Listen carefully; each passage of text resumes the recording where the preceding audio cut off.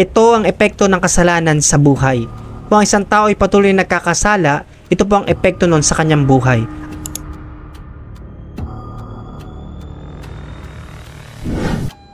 At sa mga nakakagawa ng kasalanan, ito ay hindi maitatanggi na nararanasan po nila. Ito po ay masakit na katotohanan na kahit alam ng tao, gagawin pa rin po niya kahit alam niyang kasalanan at laban po yun sa Panginoon. At lahat na nakakagawa ng kasalanan ay alipin ng kasalanan. Nasa ilalim ng kapangyarihan ng demonyo.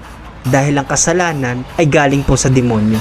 Romans chapter 6 verse 16, hindi nyo ba alam na alipin tayo ng anumang sinusunod natin? Kaya kung sinusunod natin ang kasalanan, alipin tayo ng kasalanan at ang dulot nito ay kamatayan. Pero kung sumusunod tayo sa Diyos, mga alipin tayo ng Diyos at ang dulot nito ay katwiran. Kung nakakagawa ng kasalanan ng isang tao, ang master niya ay ang demonyo. Yung kasalanan, yung espiritu ng demonyo. Slave ka ng kasalanan, ikaw ay forced to do something. Lagi kang pinipilit. Kasi ang demonyo manipulator. Kaya inaalipin niya ang sino mang nasa ilalim ng kasalanan. Pero pag ikaw ay servant ng Panginoon. Lingkod ng Diyos. Ang lingkod may protector. Ang Diyos hindi siya manipulator tulad ng demonyo. Siya po ay master. Ang master po natin ng Panginoon, our Lord is Jesus. Ang patuloy po na paggawa ng kasalanan ay patuloy na pagtatago. They are always hiding.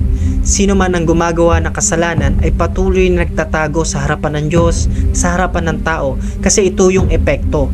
Kung naalala nyo si Adan na nagkasala po sa Eden, siya po ay nagtago agad. Genesis chapter 3 verse 10, sumagot ang lalaki, narinig ko po kayo sa halamanan, kaya nagtago ako.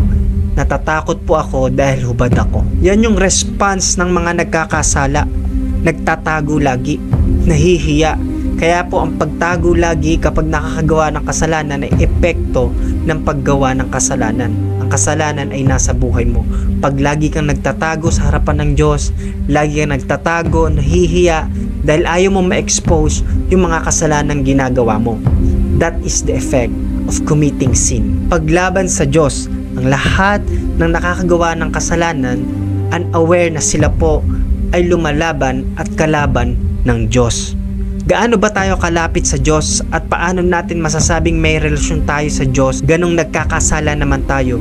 Unaware ang lahat sa mga ganitong bagay. May nakikita ba kayong mga uri ng tao na sikat o hindi sikat? May impluwensya o hindi maimpluwensya? They are saying na may relasyon sila sa Diyos, ngunit patuloy sa pagkakasala. Is it true that they have relationship with God while committing sin? Alam nyo po ba na ang gumagawa ng kasalanan ay kalaban ng Diyos? Romans chapter 8 verse 7 hanggang 8, kalaban ng Diyos ang sino mang sumusunod sa nais na makasalanan niyang pagkatao dahil ayaw niyang sumunod sa kautusan ng Diyos at talagang hindi niya magagawang sumunod.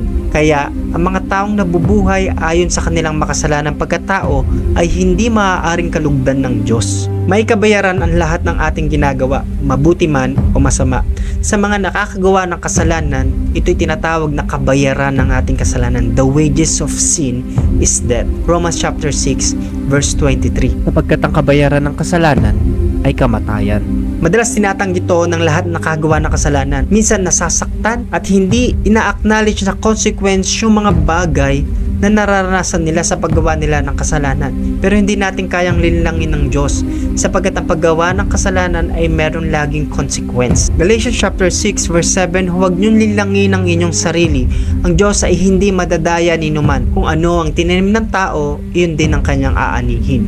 Patuloy na paghihirap, patuloy na kalungkutan ng dulot ng paggawa ng kasalanan. Laging tinotorture ang tao sa lahat po na nasa ilalim ng kasalanan. Laging pinapahirapan, laging pinapalungkot ang taong gumagawa ng kasalanan. Kasi nasa ilalim po ng kapangyarihan ng demonyo. 2 Corinthians chapter 7 verse 10, godly sorrows brings repentance that leads to salvation and leaves no regret, but worldly sorrow brings death. Ang nasa ilalim ng kasalanan ay patuloy na pinapahirapan po ng kaaway, patuloy na pinalulungkot at ang dulot po nito ay kamatayan. Ang kalungkutan dahil gumawa ka ng mali, magkaiba po doon sa pag-iyak na nagsisisi at ayaw na nating gawin yung mga bagay na ginawa nating mali. Sapagkat ito yung repentance. Tayo'y nagsisisi at tayo'y lumalapit sa Panginoon. At ito'y nagbubunga ng kaligtasan. Ngunit sa mga pinalulungkot, pinapahirapan sa ilalim ng kasalanan, patungo nito ay kapahamakan.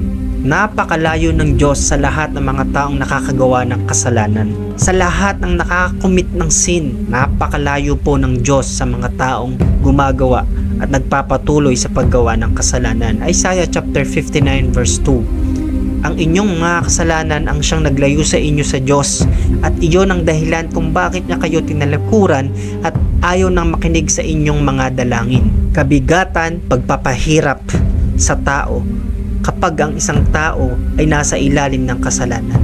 Hindi lang natin nakikita madalas kung gaano kabigat at kung gaano katindi ang pinagdadaanan ng isang tao, pero ito ang epekto ng paggawa ng kasalanan. Kung ang isang tao ay namumuhay sa kasalanan, laging merong kabigatan, laging nahihirapan. Kaya nga sa bersiklong babasahin natin, pinapalapit ng Diyos sino man ng mga nabibigatang lubha at nahihirapan. Kasi ito yung nakikita niya at ito yung gusto niyang idil. Ito yung susolusyonan ng Panginoon. Malinaw sa Diyos kung ano ang epekto ng kasalanan. Siya ang Alpha at Omega. Kaya siya nagkatawang tao upang iligtas ang tao sa tiyak na kapahamakan.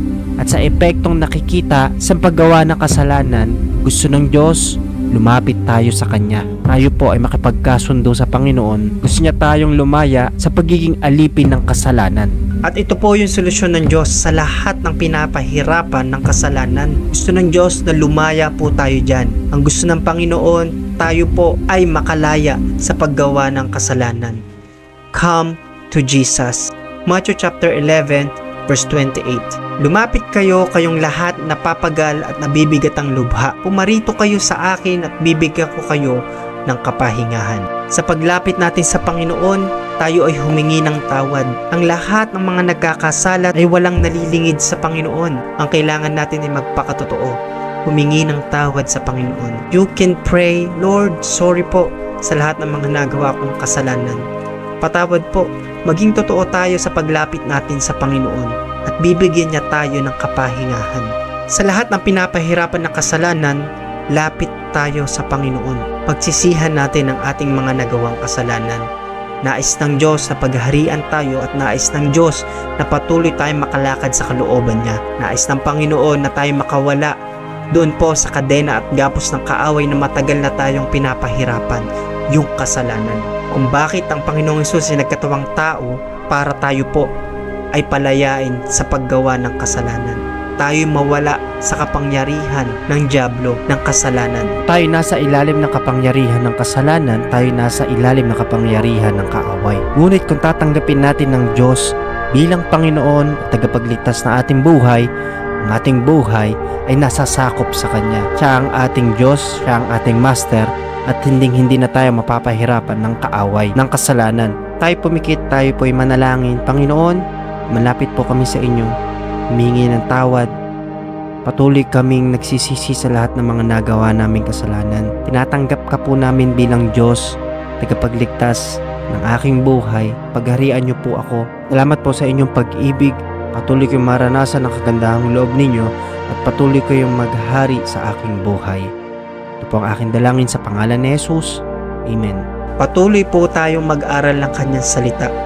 Ito yung isang weapon natin para tayo ay patuloy na makawala po doon sa paggawa ng kasalanan kahit mga mananampalataya na tayo. Sabi ng Matthew chapter 11 verse 29, pasanin nyo ang aking pamatok at mag-aral kayo sa akin sapagkat ako ay maamo at mababang loob at masasumpangan nyo ang kapahingahan ng inyong mga kaluluwa. Ang pagkakaroon ng salita ng Diyos sa buhay natin ang pagkakaroon ng payapang buhay. Mailalayon tayo nito sa napakaraming kasalanan at napakaraming tukso.